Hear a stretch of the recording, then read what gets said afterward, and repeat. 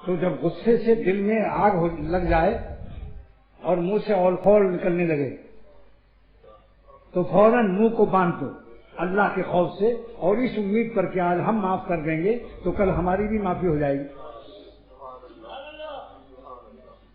حضرت مولانا الیاس صاحب رحمۃ اللہ علیہ تبلیغی جماعت کے بانی،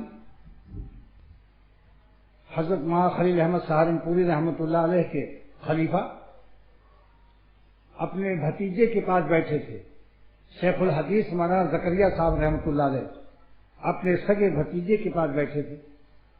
شیخ نے ملازم سے فرمایا کہ تم بہت ہی مجھے ستاتے ہو، اتنی غلطی کرتے ہو۔ جو کتب خانے میں نوکر تھے، کتب خانہ یحیویہ نام تھا اس کا، یحیویہ، مولانا یحییٰ صاحب اپنے والد کے نام سے رکھا تھا، کتب خانہ یحیویہ۔ کوئی دیہاتی ذرا نام لے کے بتائے، آپ انعام کی بازی رکھ دو، بے فکری سے انشاءاللہ نقصان میں نہیں رہو گے، آسان نہیں ہے، یحییٰ سے یحیویہ۔